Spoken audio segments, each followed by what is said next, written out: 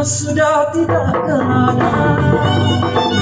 ini rumput dan mahal lama terpandang hati dah bimbang lama terpandang hati dah bimbang ayam-ayam selayan bangga hati dalam rasa bergoncang jangan ragu janganlah bimbang ini lagu sayang pandang tunggu manis kelapa muda hingga kita boleh kembali kalau tak pernah siapa lagi kalau tak pernah siapa lagi ayam-ayam berkali berenang bawa manusia bawa dunia tak disangka dan tak terbayang roda manis mata tulikan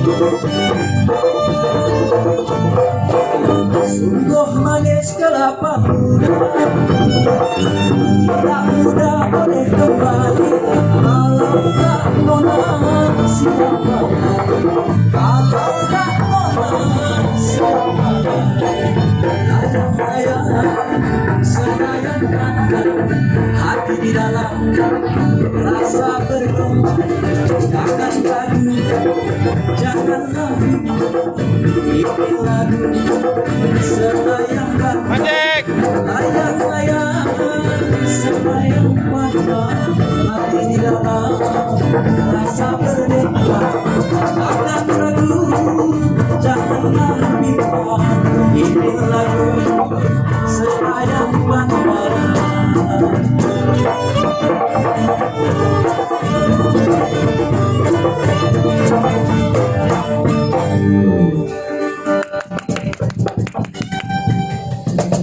Bedung. Anak saya satu, semuanya pakai bedung. Dari mulai yang pertama sampai yang terakhir. Maksudnya satu lusin. Jadi itulah dia kebiasaan dalam pelaksanaan penyambutan atau melahirkan. Jadi ada yang berubah sekarang itu biasa, yang karena yang diadatkan ataupun yang teradat. Tapi yang merupakan adat yang sebenar adat itu tidak akan berubah karena itu bersumber kepada hukum-hukum Islam. Nah demikian masalah sedikit dari saya, mungkin nggak ada penambahan dari Pak Nurdin, kami persilahkan. Langsung aja Pak Alam. Bismillahirrahmanirrahim. Assalamualaikum warahmatullahi wabarakatuh. Sebagai hamba yang beriman, mari kembali kita mengucapkan alhamdulillah wa syukurillah ke Allah Subhanahu wa taala. Selanjutnya sebagai cinta kita kepada Rasulullah sallallahu alaihi wasallam, mari sama-sama kita berselawat. Allahumma shalli ala sayyidina Muhammad wa ala ali sayyidina Muhammad. Yang kami hormati, pertama sekali pelaksana pertemuan pada malam hari yang berbahagia ini, selanjutnya tuan dan puan, anak-anak kami, cucu-cucu kami yang kami muliakan. Di malam acaranya cakap-cakap, di sedap dia bercakap-cakap, kata orang kampung cakap-cakap, lain dengan berbual. Kalau berbual itu budaya Melayu juga, tapi ceritanya tak masuk akal, tapi buat kita ketawa. Artinya kita menghibur diri kita sendiri. Kalau tak kita menghibur diri kita sendiri, siapa lagi? Kita harap untuk menghibur orang, menghibur kita. Jangan harap apalagi sekarang. Baik, barangkali selamat datang kepada rombongan dari Binjai. Kami ucapkan selamat datang sampai di Tanjung Pura. Beginilah keadaan kami. Tapi mudah-mudahan insya Allah dengan pertemuan pertama malam hari ini bisa kita berjumpa seterusnya. Jadi kita sedikit pakai bahasa Melayu. Sebenarnya bahasa Melayu ini tak boleh dipertahankan kali, karena cepat teruk. Karena waktu bilang KR, gegah dada kita nih. Jadi gegah teruk aja. Maya kabar, jadi bergegar dada nih. Teruk, kalau dah teruk cepat tua. Jadi barangkali cakap-cakapnya sedangnya berdiri lah, santai aja, boleh kan? Nah. Jadi kau begadang dua lah, jangan cerita kita nih, ajak kita kan, satu malam tak tidur buat ni. Nah, jadi kita bicara masalah adat dan nenek dulu nih. Dari pertanyaan adat macam mana melahirkan betang. Melahirkan tu ada adat melahirkan, ada adat. Adat itu maksudnya tatanan hidup supaya kita beradab. Main dia dulu. Adat menciptakan manusia supaya beradab. Beradab itu bermoral. Salah satu contoh yang membuat kita tak beradab, Nen. Sekarang nih, Nen, main HP, Android nih. Ini salah satu membuat kita tidak beradab dan akhirnya tidak beradab. Angle. Nah, kejam bapak nih, memang begitu. Cuman kita nak buat. Data 3 orang kita di rumah, 3 Android, mak abah anak, masing-masing duduk. Buat abahnya terdengar saja. Mana lagi? Jadi ini nak kita kembalikan. Memang berat. Iya kan? Memang berat. Jadi adat membuat kita supaya beradab. Adat melahirkan supaya emaknya itu membina anaknya supaya beradab. Dari mulai lahir, ya ceritakan Pak Ahmad kan? Ya kan? Emaknya pun ditertibkan, makannya, tidurnya, kesehatannya, terus diatur sampai 40 hari. Dicukurkan, dimarhabankan, dilatih dia turun tanah, ditanam murinya bagus-bagus, dipasangi lampu. Jadi lahir udah itulah adat namanya. Supaya nanti anaknya beradab, tidak macam sekarang. Maaf, asal udah sampai ke rumah sakit belum masanya sesar, belah, dah bawa pulang.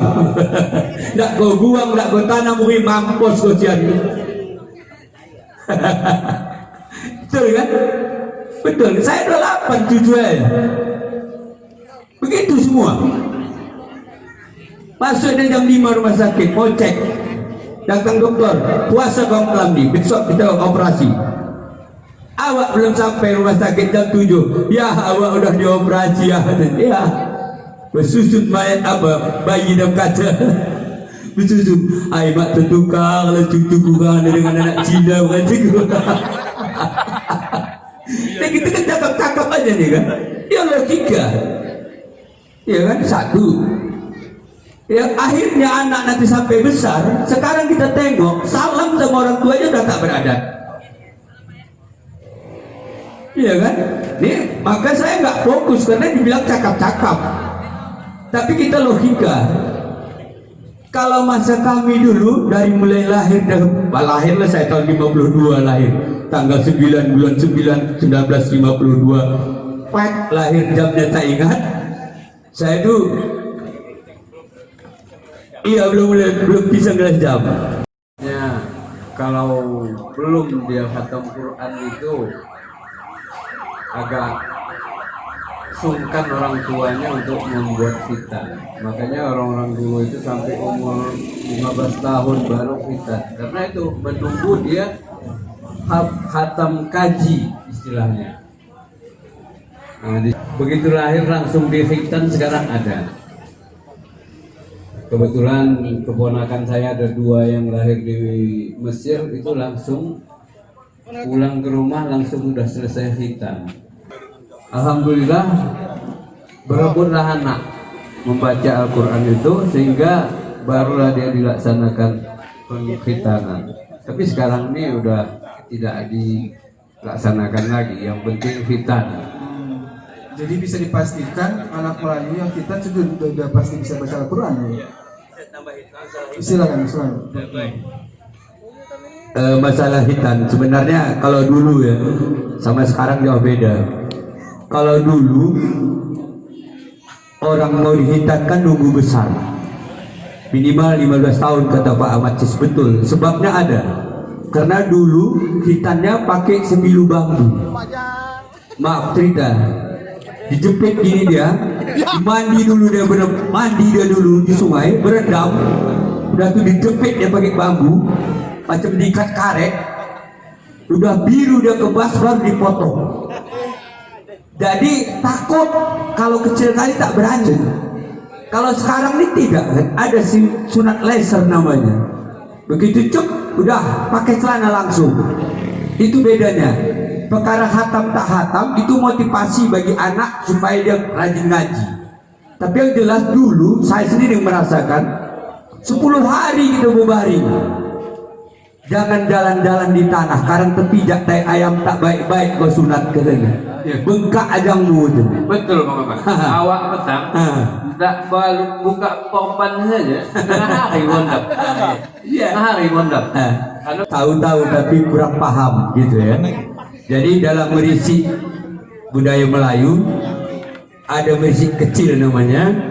Merisik kecil ini dari keluarga laki-laki diutuslah menanyakan anak perempuan yang tidak dipinang, kira-kira bertanya dengan tetangganya dulu, macam mana si Polan itu dengan tetangganya, macam mana kelakuannya, macam mana dia dengan ayah mak ayahnya, bagus dia mendainya dia, oke. Kalau mendai pulang lagi Balik adab juga lah. Ke adabnya macam mana? Adabnya udah ditanya tetangganya tentang anak si gadis nih, tahu keberadaannya, kembali dia ke pihak laki-laki, bercerita dengan kedua laki, mendai betul anaknya. Cara keluar malam, patuh dengan orang tuanya, rajin dia ngaji, cocok pula. Oke, kalau begian diutus lagi perwakilan dari pengantin, dari laki-laki, langsung bertanya dengan keluarganya. Udah ada yang minang anakmu nih, udah ada tunangannya, tak ada masih seorang. Macam mana kalau si Polan hendak sama dia nih? Boleh, kata yang perempuan. Pulang lagi. Begitulah nih dulu Melayu nih. Lama bolak-balik kerjanya. Undang handing. Tahu undang handing? Undang handing. Dah balik. Barulah datang meminang. Dibawalah tepak. Tepak ini itulah sebagai lambang tadi, lambang Melayu. Dibawalah tepak, pinang lah, baru namanya pinang besar. Dibawalah tepak. Ini ada tandanya tepak nih. Kalau rakyat jelata macam kita nih yang datang Minang dalam budaya Melayu bawa 3 tepak. Laki-laki. Yang nunggu 1. Kalau dia udah agak tinggi pangkatnya sedikit, tah oka tah maya tengku, dibawalah 5 tepaknya. Laki-laki. Yang nunggu 3 belah perempuan. Ini dari ini tahu orang datang bawa tepak 3. Yang datang rakyat jelata nih, acap hidupnya nih, udah macam kita ni lah. Tapi kau dah tinggi, kita ni lah. Tapi kau dah ditengok orang datang bawa 5 tepak, wah dia dah ada pangkatnya sikit. Kalau pendatangnya apa marga? Udah naik sikit. Tapi kalau dia dah puak dalam kerajaan, itu bawa 7 yang laki-laki, 5 yang nunggu. Wah, dapat cara Minang. Ini kita selalu nih, kalau dipantun barang. Atau khatam Quran baru sunat, baru kita. Untuk memastikan anak itu bisa mengaji, bisa membaca Al-Quran dan bisa menjadi imam. Tentu kita bisa lihat bagaimana kondisi sekarang, bahwa yang penting kapan kita, yang penting libur sekolah. Kalau sekarang gitu, yang penting gak libur sekolah kita, tapi tidak memandang aspek-aspek yang lain. Bagaimana tatanan orang berjodoh dijaga. Kalau sekarang Pak, persepsi anak-anak muda ini, kalau udah 15 tahun ke atas nggak punya pacar, jomblo, itu penderitaan. itu penderitaan dan itu menjadi job-job di kalangan anak-anak milenial. Makanya kalau nggak punya pacar, kalau jomblo itu bagi kami anak-anak ini kan ya penderitaan, harus lomba-lomba karena pacaran itu jadi prestasi gitu loh. Dan jomblo itu menjadi penderitaan. Jadi makanya pacaran itu ya jadi apa, berserak-serak gitu. Berserak-serak, kadang-kadang di benteng, kadang-kadang di mana gitu. Ya berserak-serak lah gitu. Jadi itu ya bedanya kita, tatanan kehidupan kita dengan tatanan kehidupan orang-orang tua kita dulu. Makanya peradaban itu menjadi baik dan bermartabat begitu. Beda dengan apa yang kita dapetin hari ini. Makanya peradaban yang beradab itulah yang akan pelan-pelan, coba dengan upaya yang kecil tapi konsisten ini akan kami upayakan. Semoga itu tumbuh kesadaran gitu Pak. Ada statement terakhir. Ya itulah karena itulah keluhan orang tua sekarang ini cepatnya habis sabun di kamar mandi. Astagfirullah. Dia tenang. Yang Sering mandi. Ayo sering mandi. Mandi wajib. Hero Pak sering itu, hero. Dia sering di kompak, sabun cepat habis hero.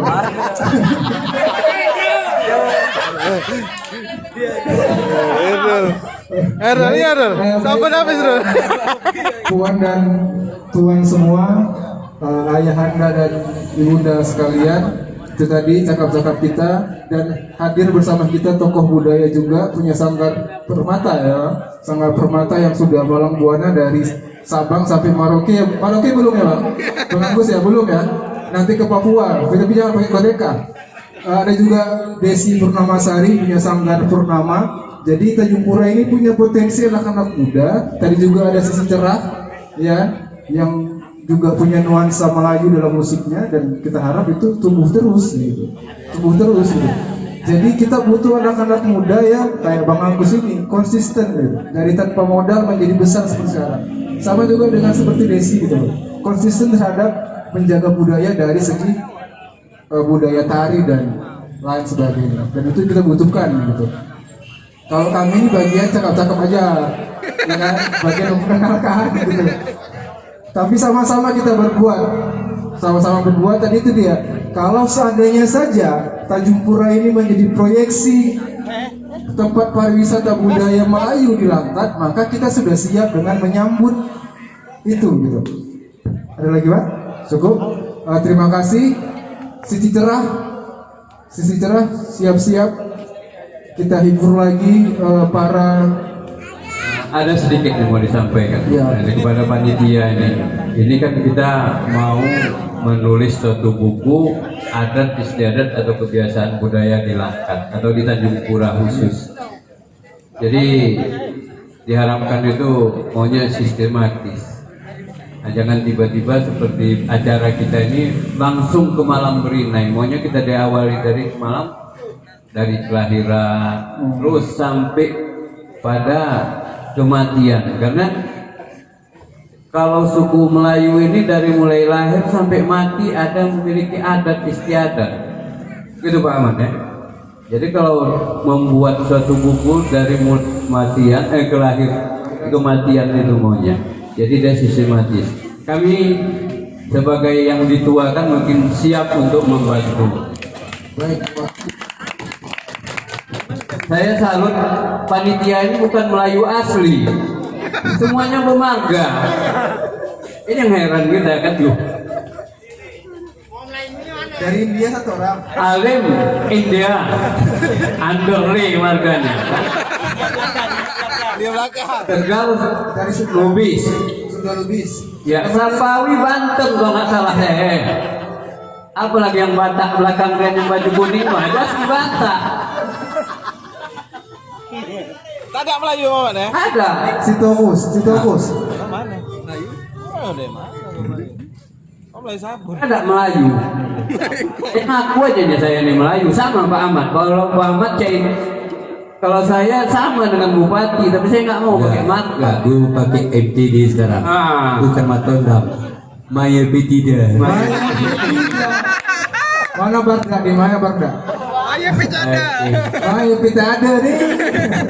Dan insya Allah Langkat atau Jungpura ini mungkin jadi ikon Pariwisata. wisata religi dan sejarah. Itu insya Allah itu dari niat Pak Edi Rahmayadi. Ini banyak yang dipersiapkan. Adanya beberapa pembangunan yang akan dilaksanakan seperti yang baru-baru ini yang sudah dilaksanakan. Saya masuk juga dalam tim pembenahan di Babu Salam dari mulai perrehapan Sampai pemasangan lampu dan lain sebagainya, dan juga banyak akan insya Allah ya, mudah-mudahan jadi. amin. Nah, itu yang kita harap. Demikian saja yang saya harapkan itu dia, tolong sistematikakan penulisan. Demikian. Baik, terima kasih atas sarannya dan petuah-petuahnya. Semoga kita bisa kembali ke tatanan hidup yang beradab itu.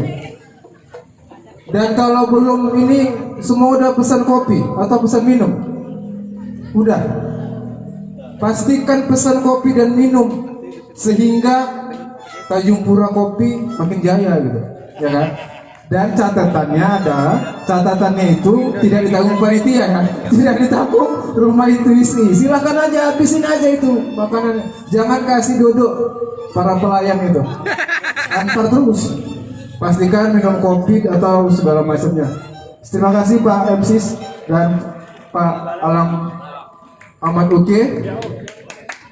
Tugas kita rumah intuisi sudah dikasih tugas amanah bagaimana kita bisa menata dari buku dari lahir hingga kematian, dan mudah-mudahan itu bisa kita capai.